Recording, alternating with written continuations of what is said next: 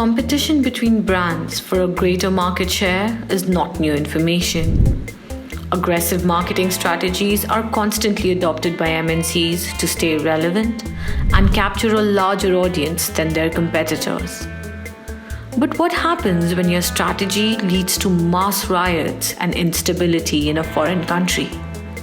This is what Pepsi learned the hard way when an entire country declared war on the company.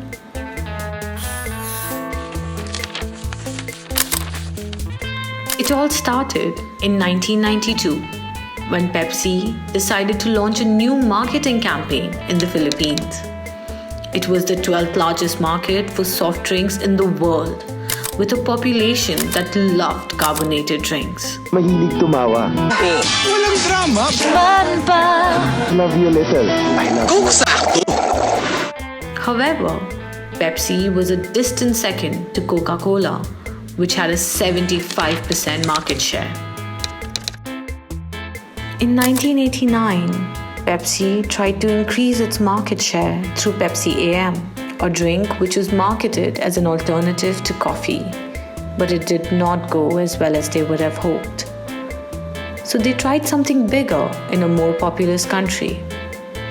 They started the number fever in the Philippines, which was revolutionary.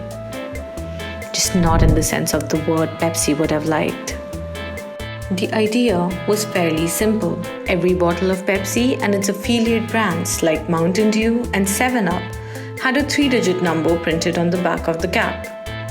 It was similar to a lottery system in which the winning number was announced on national television and prizes were given to people starting from 100 pesos. The grand prize was 1 million pesos, which was a huge attraction for a large number of the common citizens in a developing country. You can still be a millionaire. Pepsi witnessed a 40% increase in their sales over the course of the 2 weeks since the start of the campaign. With their promotion spreading like wildfire, they had a huge spike in their customer base. Pepsi noticed the success of their strategy and ramped up the budget, increasing the number of prizes to ensure that more people were reached. It is estimated that around 31 million people in the Philippines engaged with their campaign, which is approximately half the population of the country at that time. So how did this seemingly simple idea of driving up sales backfire for this soda giant? The answer to this question lies in the computer of Pepsi's vendor that printed the numbers on the bottle caps. The basic plan of Pepsi was to have 2 winners who would get the grand prize of $40,000 each. The winning number was pre-decided to be 349. And these 2 bottles of Pepsi would be shipped to the Philippines by the company itself. But the entire plan went haywire when a glitch caused the vendors in the Philippines to manufacture 800,000 bottles with the winning number printed on their cap.